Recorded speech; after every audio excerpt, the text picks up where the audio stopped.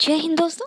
मेरा नाम है झिलमिल और आज का हमारा टॉपिक है sociology and the impact of revolutions.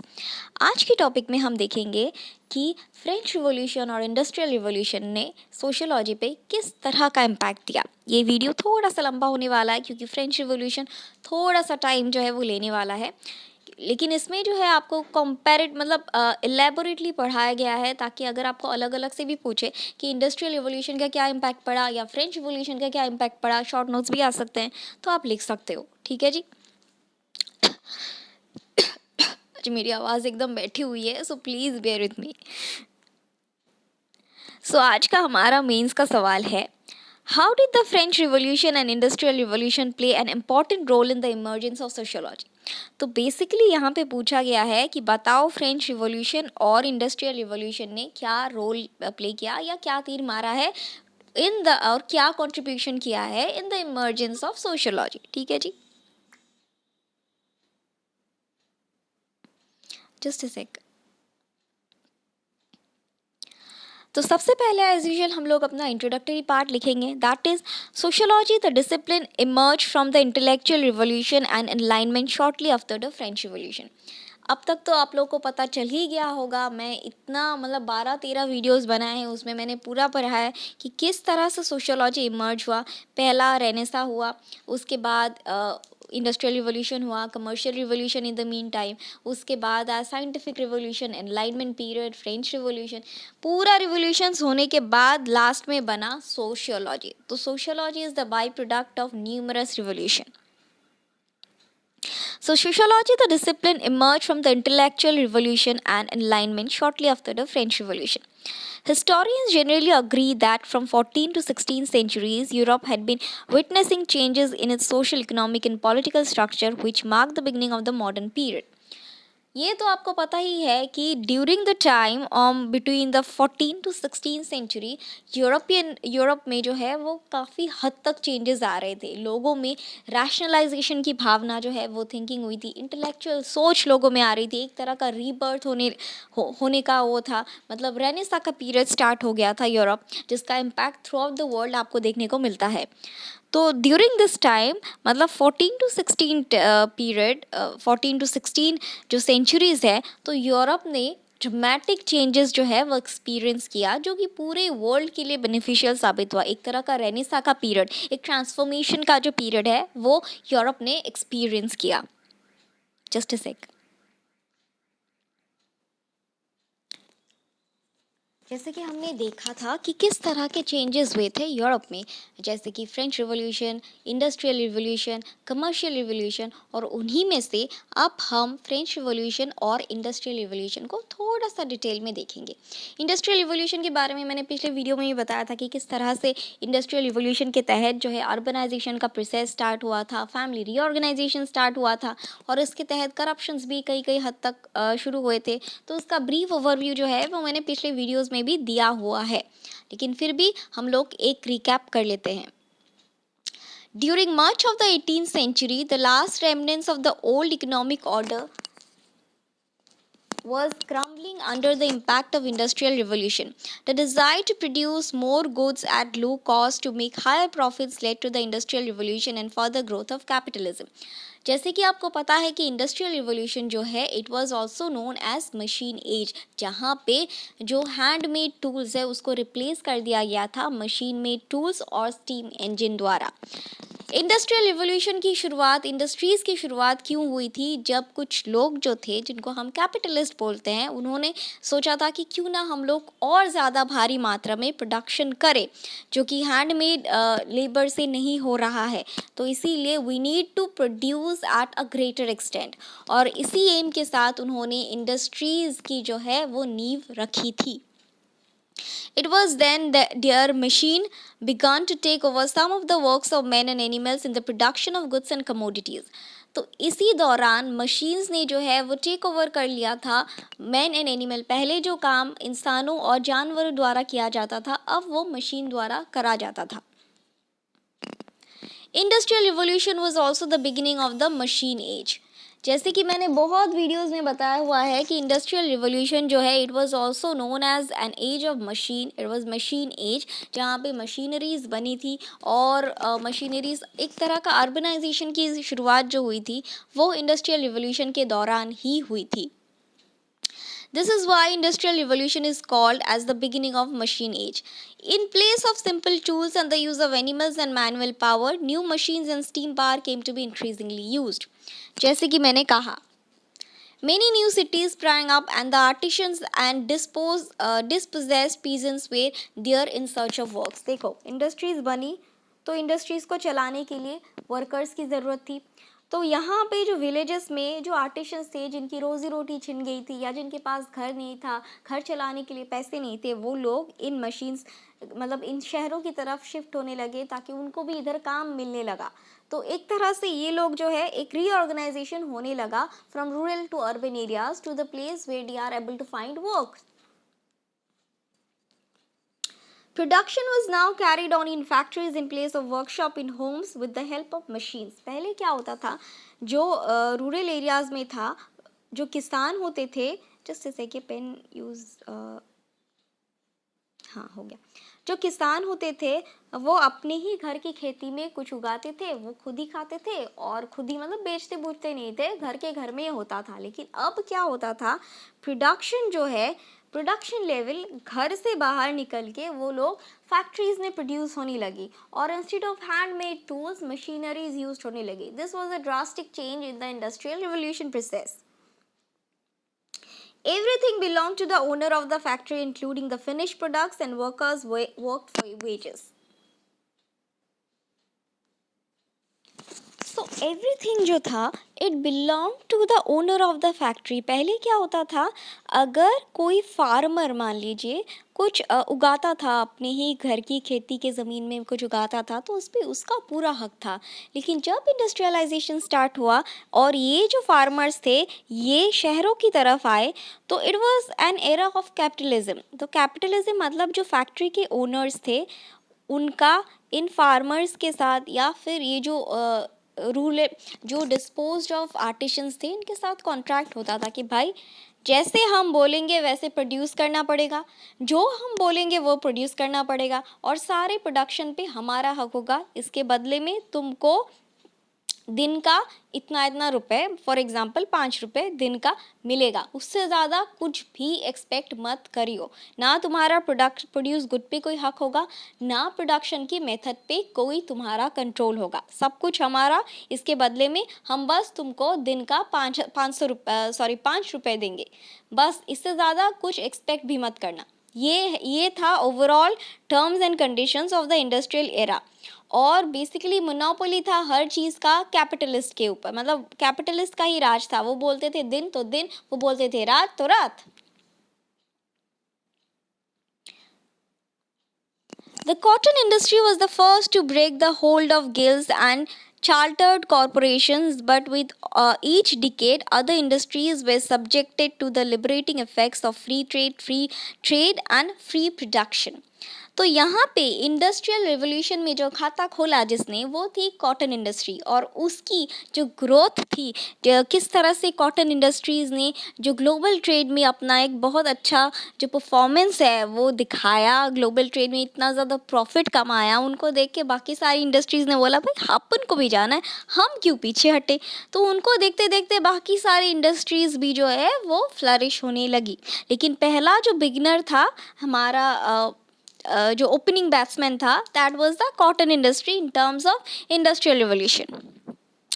Large scale industry and manufacture accelerated the transformation in society that was being occurring for decades. यहाँ पे जैसे कि आपको पता है कि सोसाइटी का जो ट्रांसफॉर्मेशन है वो धीरे धीरे तो बढ़ ही रहा था. मतलब रेनेसा के पीरियड में थोड़ा सा सोसाइटियल ट्रांसफॉर्मेशन हुआ था, साइंटिफिक रिवोल्यूशन जब हुआ था तब थोड़ा सा और ट्रांसफॉर्मेशन हुआ था, और ये जो इंडस्ट्रियल रिवोल्यूशन हुआ इसने इस ट्रांसफॉर्मेशन के प्रोसेस को बूस्ट अप कर दिया, एक बूस्टर डोज दे दिया. और ये जो ट्रांसफॉर्मेशन प्रोसेस है था उसने बहुत ज़ोर की गतिविधि पकड़ ली, बहुत ज़ोर का वेलोसिटी पकड़ ली और पूरे तेज़ से एकदम भागने लगा और बहुत ज़्यादा रैपिड ट्रांसफॉर्मेशन जो है वो होने लगा सोसाइटी का। This transformations involved a profound reorganization of society. इस ट्रांसफॉर्मेशन का ही एक पार्ट था सोसाइटियल रीऑर्गेनाइजेशन। किस तरह से रीऑर्गेनाइज हुआ था सोसाइटी, वो भी हम देखते हैं। पहले क्या था, जब आर्टिशंस वगैरह जो थे वो विलेजेस में थे, इंडस्ट्रियल रिवॉल्यूशन नहीं हुआ था, तब क्या था, पूरी की पूरी जॉइंट फैमिली जो थी वो एक ही छत के नीचे रहते थे, खाते थे पीते थे, हम साथ साथ है वाला पूरा बड़ा सा एक मोहल्ला फैमिली टाइप का था। लेकिन जैसे जैसे इंडस्ट्रियल रिवॉल्यूशन हुआ, तो जैसे ये आर्टिशंस शहरों की तरफ गए, तो जैसे कि आपको पता है कि शहर में तो महंगा है सब कुछ, और शहर में सब लोगों को ले जाके एक ही बार में सबका खर्चा बियर करना पॉसिबल नहीं होता। तो इसीलिए ये फैमिली में जो है वो डिवीजन होने लगा। पहले अगर सारे जॉइंट फैमिलीज होते थे, चाचा दादा नाना सब कुछ, अभी क्या होने लगा कि हस्बैंड वाइफ और उनके 2 बच्चे या वट एवर बच्चे दे हैड, वो लोग शिफ्ट हो गए अर्बन एरियाज, और उनके जो माँ बाप थे and what ever the other relatives वो हो गए रूरल एरियाज में, और फिर वो पैसे उसे भेजते होते। तो इस तरह से जो है एक तरह का फैमिली का रीऑर्गेनाइजेशन देखने को मिला, फैमिली स्ट्रक्चर का।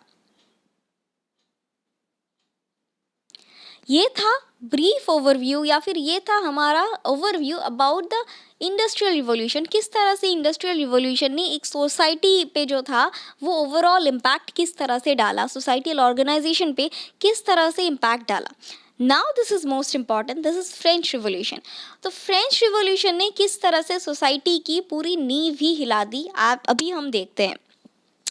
In the years preceding the revolution, France retained the political and economic characteristics of feudal society, like rigid social hierarchy, social and economic inequality, monarchy, etc. ये फ्रेंच रिवॉल्यूशन से पहले French जो था, French में जो था वहाँ पे जो फ्यूडल सोसाइटीज़ था वहाँ पे डेमोक्रेसी नहीं था, बिल्कुल फ्यूडलिज्म का जो था वो डंका बजा हुआ था। इट वाज इनइक्वालिटीज़, मोनार्क्स का राज था, मोनार्क्स जो बोलते थे वो पत्थर की लकीर, इनइक्वाल डिस्ट्रीब्यूशन ऑफ वेल्थ, मतलब गरीब और गरीब होता जा रहा था, अमीर एकदम ही अमीर हो गया था। मोनार्क्स का राज था, सोशल इनइक्वालिटी था, और बहुत सारे सोशल ऑर्ड्स जो थे वो हमको देखने को मिलता है बिफोर द रिवॉल्यूशन।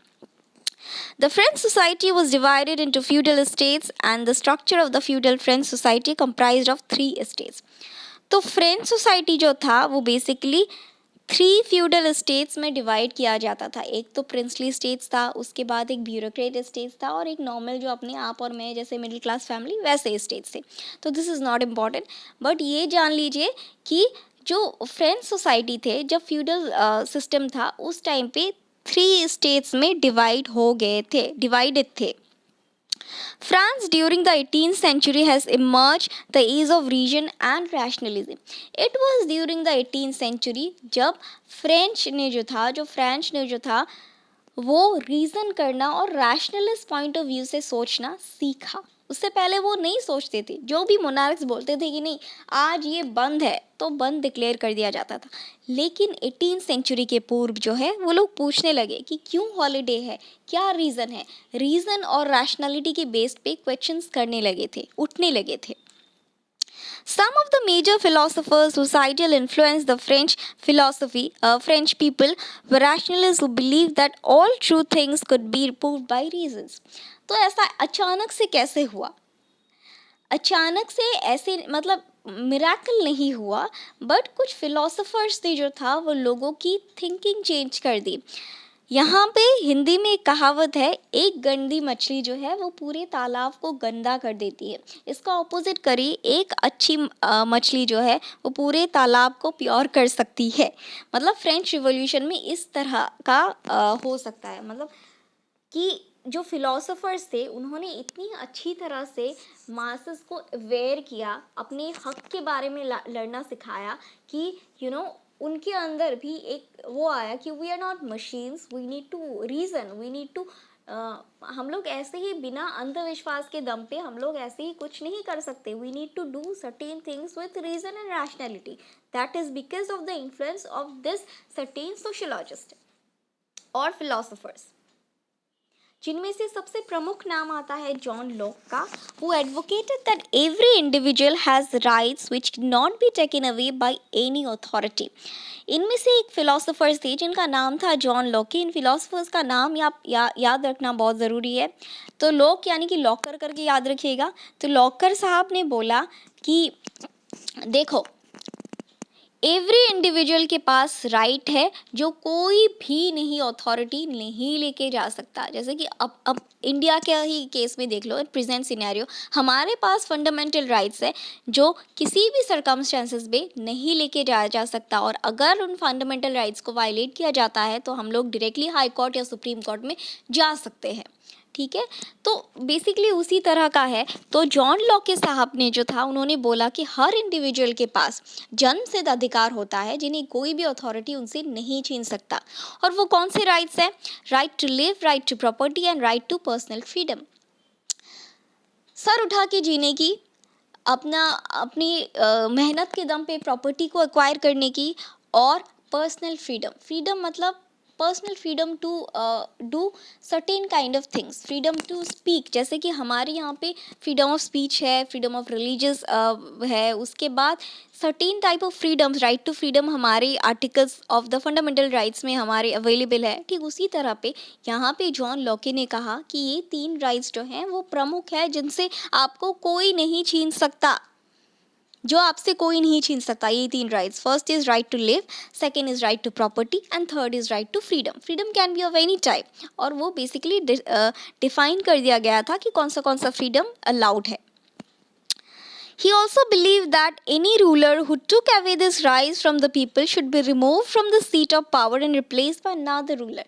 तो जॉन लॉके ने इसका रिमूवल, इसका सोल्यूशन भी बोला कि भाई लोग देखो, तुम्हारे पास ये जन्म सिद्ध अधिकार होता है कि ये 3 राइट्स तुम्हारे पास जन्म सिद्ध होते हैं। फ्रीडम टू लिव, ये right to live, right to property and right to personal freedom. और किसी भी रूलर ने अगर तुम्हारी ये राइट्स छीनने की कोशिश की, उसको उठा के उसकी औकात बता दो, उसको उठा के बाहर निकाल दो, और किसी और जो योग्य व्यक्ति है उसको मतलब सिंहासन पे रखो। ऐसे व्यक्ति को सिंहासन पे रहने का कोई अधिकार नहीं जो तुम्हें तुम्हारे राइट्स नहीं दिला सके। एक तरह से जो मासेस है उनको अवेयर किया था about their rights, and he was John Locke साहब, ऐसे याद रखिएगा।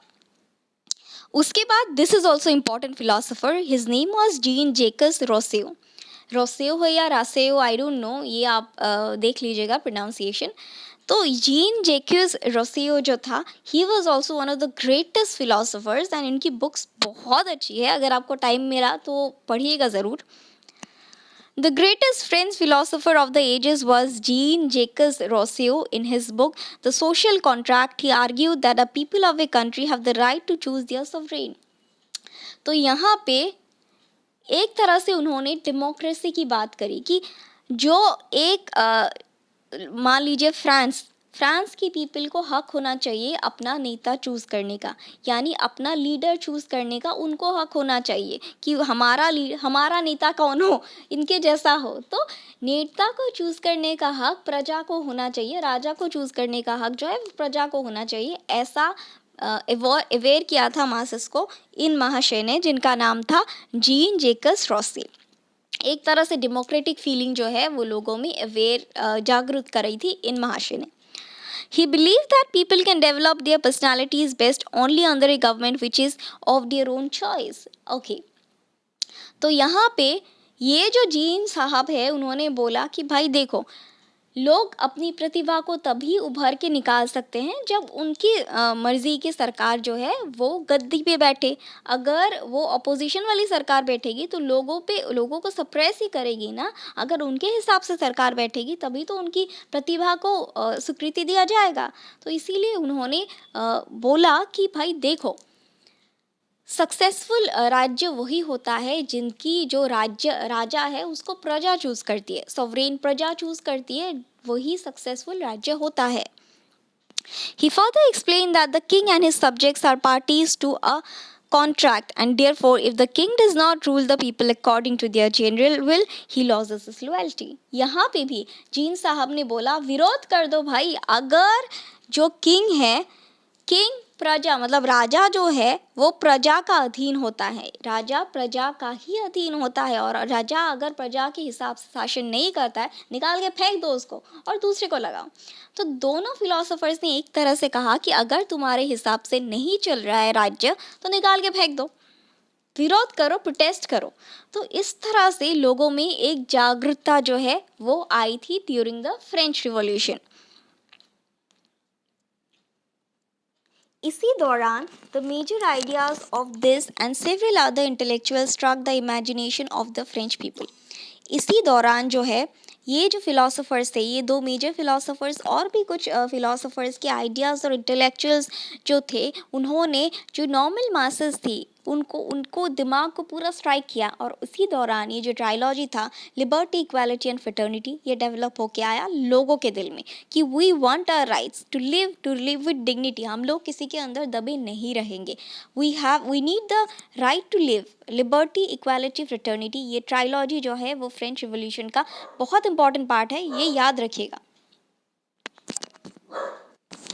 उसके ऊपर जो है वो दो मतलब आग में घी डालने का काम किया जो फ्रेंच सोल्जर्स थे, जो अमेरिकन वॉर ऑफ इंडिपेंडेंस लड़ने गए थे और जीत के आए थे, और बोले अब तो हम लड़ के जीत के आए हैं, तो हम ये फ्यूडलिज्म के आगे क्यों झुके, अब तो लड़ेंगे, या तो मरेंगे या लड़ेंगे। और मेरे ख्याल से भी ऐसा ही होना चाहिए, झुकना नहीं चाहिए कभी, लड़ना चाहिए या मरना चाहिए, इस तरह का। तो इस तरह के लोगों में इतना ज़्यादा ज़ील और एंथुसियाज्म था ना उस टाइम पे कि नहीं, अब तो या तो लड़ेंगे या मरेंगे, लेकिन झुकेंगे नहीं।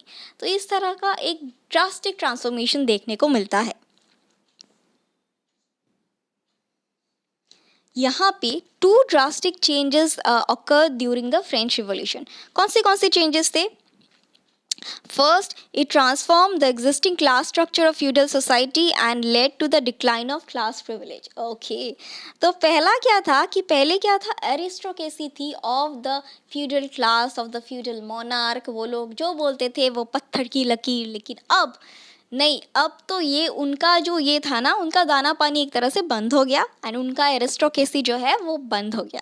Okay, they lost their class, they lost their privilege, they lost their standards. अब अगर वो किसी को आदेश भी देते थे कि इधर मत जाओ, nobody give a damn to them. उसके बाद second, it set laws, political and legal reforms which brought about a change from political aristocracy based on sovereign authority to a democratic republic. यहाँ पे पहले क्या था, एक तरह से जो फ्यूडिसरीज थे उनका पॉलिटिकल कंट्रोल था, वो लोग जो बोलते थे वो वही होता था। लेकिन अब जो है धीरे धीरे ये उनका जो कंट्रोल था वो लूज़ होने लग गया था, और अब एक डेमोक्रेटिक वे की तरफ जो था वो फ्रांस शिफ्ट लेने लगा था, एक डेमोक्रेसी की तरफ एक शिफ्ट होने लगा था। पहला कि जो अपने फ्यूडिसरीज थे वो लोगों का मतलब प्रेस्टीज उनका घट गया था, दूसरा एक डेमोक्रेटिक शिफ्ट जो था वो होने लगा था। आप लोगों को कभी अगर मौका मिले तो एक डॉक्यूमेंट्री देखिएगा फ्रेंच रिवॉल्यूशन का, बहुत इंटरेस्टिंग है, बहुत ड्रामेटिक चेंजेस आए हैं, मैंने देखा है, it was really awesome. There was massive dislocation of rural population, and the newly emerging social life in towns and cities was bereft of close-knit community and kinship bonds and harmonic social order. तो जैसे कि मैंने कहा कि industrial revolution और French revolution के बाद अब हम बात करते हैं कि किस तरह से सोशियोलॉजी का इमर्जेंस हुआ। ठीक है, अब तो हमने अच्छी अच्छी बात देख ली इंडस्ट्रियल रिवॉल्यूशन में, किस तरह की अच्छी बातें हुई थी। अब बुरी बातें थोड़ा थोड़ा देख लेते हैं कि इसका जो क्रिटिसिज्म कैसे कैसे हुआ। तो जिस दौरान रीऑर्गेनाइजेशन हुआ इंडस्ट्रियल रिवॉल्यूशन में सोसाइटी का, तो जो रीऑर्गेनाइजेशन था it accompanied of close Keynes, मतलब हस्बैंड वाइफ और उनके हार्डली एक या दो बच्चे, लाकि उनके माँ बाप रहते थे रूरल एरियाज़ में भी, विलेज में। जो सिटीज़ में आते थे वो बेसिकली हस्बैंड वाइफ और उनके एकदम बच्चे, एक या दो बच्चे, what ever it is, but बहुत कम फैमिली मेम्बर्स जो है वो आते थे, उनको भी तो खर्चा चलाना पड़ता था ना। These new emerging industrial cities were marked by gross socio-economic disparities. Workers, including women and children, were forced to work for long hours within the factories marked by inhuman working conditions. Industrial revolution में मैंने बोला था कि it was an era of capitalism. तो capitalist का basic motive क्या होता है? प्रॉफिट कमाना। और जब वो प्रॉफिट कमाने पे आते हैं ना, तो वो क्या होता है कि they are not on humanitarian grounds, जैसे सोशलिस्ट में होता है कि ह्यूमैनिटेरियन ग्राउंड्स को कंसिडर करते हैं, स्टेट के अंदर अगर कंट्रोल होता है तो ह्यूमैनिटेरियन ग्राउंड्स को कंसिडर करते हैं। लेकिन यहाँ पे जो कैपिटलिस्ट थे, फैक्ट्रीज के ओनर जो थे, उनको बस पैसे कमाना था। कौन मेरे को पैसे कमा के देता है, आई डोंट गिव अ डैम, चाहे वो वुमेन हो चाहे वो चिल्ड्रन हो, मैं तुमको पैसे दूंगा, तुम्हें काम करना पड़ेगा, तुम बीमार हो मरो कैसे भी करो, मुझे कोई फ़र्क नहीं पड़ता, but you have to give me work for this hours, and इसके बदले में मैं तुम्हें पैसे दूंगा। I don't give a damn, तुम बीमार हो तुम मरो एंड समथिंग। तो इन ह्यूमन अप्रोच था, ह्यूमैनिटेरियन ग्राउंड्स नहीं था, और वुमेन के साथ बहुत अच्छा सलूक नहीं किया जाता था, इनकम इनइक्वालिटीज़ हो रही थी। तो सोशल ऑड्स जो है इधर भी अपने को देखने को मिलता। उसके ऊपर से अनहाइजीनिक कंडीशंस थे, रेगुलेटरी नॉर्म्स जो थे वो पूरी तरह से डिस्टरप्ट हो रहे थे, तो प्रॉपर रेगुलेशन नहीं था, क्राइम्स बढ़ रहे थे और अनहाइजीनिक कंडीशंस होने लगे थे सोसाइटीज़ में। क्योंकि अचानक से आप एक सोसाइटी से दूसरी सोसाइटी में अगर आप कन्वर्ट होते हो, आते हो, तो बट ऑब्वियस है आपको उस सोसाइटी के माहौल में ढलने में टाइम लगेगा। और उसमें क्या हुआ कि इतना ज़्यादा अनहाइजीनिक कंडीशंस हुआ कि लोगों में प्लेग वगैरह होने लगा, बीमारियां होने लगी, और लोग बहुत ज़्यादा फेटैलिटीज़ हुई थी उस दौरान इस वजह से। In the new mode of production, workers had lost control over both the process of production as well as the product. तो यहाँ पे मैंने पहले ही बताया था इंडस्ट्रियल रिवॉल्यूशन में कि जो वर्कर्स थे उनको सिर्फ दिन का वेजेस मिलता था, बाकी ना वेज ऑफ प्रोडक्शन पे उनका कोई हक होता, ना ही फिनिश्ड गुड पे उनका कोई हक होता। उनको जितना मर्जी काम करा लो, जो मर्जी जितना मर्जी कर लो, उसको बस पैसे मिलेंगे, वेजेस मिलेंगे, उसके अलावा एक फूटी कौड़ी नहीं मिलेगी उनको। तो इन सब सिचुएशन को देख के जो क्रिटिक्स थे, जिनको हम बोलते हैं कंजर्वेटिव्स ने बोला और करो और करो और करो, अलाइनमेंट को प्रोवोक और करो, हमने तो पहले ही बोला था सोसाइटी जैसा चल रहा है चलने दो, लेकिन हमारी बात तो मानी नहीं, अब भुगतो। तो ये जो कंजर्वेटिव्स थे वो लोग इस तरह के थे, और करो अलाइनमेंट की तरफ, है ना। ये ऐसे बोल रहे थे, मैंने तो पहले ही कहा था कि चेंज लाना सही नहीं है, सही नहीं है, लाया ना चेंज, अब भुगतो। तो this were the views of conservatives. Further demand for political rights fueled by the writings of Enlightenment scholars often led to civil wars. Okay, तो यहाँ पे पावर जो था, पावर ने कई जगह पे सिविल वार्स का पावर की जो भूख थी उसने बहुत सारी जगह पे सिविल वार्स को जन्म दिया। और इन सारे सिचुएशंस को, इन सारे सोशल लॉज को देखते हुए जो कंजर्वेटिव्स थे, तो उन्होंने बोला कि देखो क्या ही हो रहा है एनलाइनमेंट करके, क्या ही उखाड़ लिया तुमने, फैमिली का स्ट्रक्चर डिक्लाइन हो गया, लोग मर रहे हैं यहाँ पे प्लेग होके, अनहाइजीनिक कंडीशंस हो रहे, इतना वुमेन के साथ इतना हो रहा है बुरा, अभी उनके पास इनइक्वल डिस्ट्रीब्यूशन ऑफ वेल्थ है, क्या उखाड़ लिया तुम लोगों ने अलाइनमेंट करके। तो कंजर्वेटिव्स का ये व्यू था कि हमने तो पहले ही कहा था ये सब नहीं करना है, लेकिन माने नहीं तुम लोग। तो इसीलिए सोशियोलॉजी जो है एक अलग से डिसिप्लिन का जन्म हुआ, ताकि ये जो है between the conservatives and the enlightenment, मतलब इंटेलेक्चुअल थिंकर्स की जो दोनों के ओपिनियंस को तोल मोल के एक नया डिसिप्लिन का इमर्जेंस हुआ, ताकि इन दोनों के ओपिनियन के हिसाब से एक नए सोसाइटी का जो है जन्म दे सके। That branch was called as sociology. इन दोनों की कॉन्फ्लिक्टिंग की वजह से ही सोशियोलॉजी एज अ ब्रांच जो है वो इमर्ज होके आया। So while Enlightenment scholars glorified change, conservative deployed such change and emphasized on stability, peace and harmony. जैसे कि मैंने कहा, Enlightenment scholars जो थे उन्होंने बोला कि हाँ चेंज होना चाहिए, ट्रांसफॉर्मेशन होना चाहिए, लेकिन उधर अपने कंजर्वेटिव ने बोला कि नहीं नहीं नहीं नहीं, चेंज नहीं होना चाहिए, स्टेबल रहना चाहिए, पीसफुली रहो, live and let live. So thus the social conditions prevalent in Europe in 18th and 19th centuries, generated by social changes such as Renaissance, Industrial Revolution, French Revolution, created the need for a distinct discipline to understand and analyze these changes. तो ये जो भयानक changes हो रहे थे ना, और उसके ऊपर से कॉन्फ्लिक्ट हो रहे थे between the conservatives and the intellectuals और द एनलाइनमेंट थिंकर्स, इन दोनों की कॉन्फ्लिक्ट्स के बीच में एक मीडिएटर का रूप लिया sociology as a discipline emerge हुआ, ताकि इनके बीच का एक मीडिएशन बने और डिसाइड करे कि किस पाथ पे लेके जाए अपनी सोसाइटी को। इस संदर्भ में बना अपना सोशियोलॉजी एज अ डिसिप्लिन। ठीक है जी, तो ये है हमारी वीडियो का एंड। आज के लिए बस इतना ही, कल फिर मिलेंगे कुछ नए लेक्चर्स के साथ। Thank you.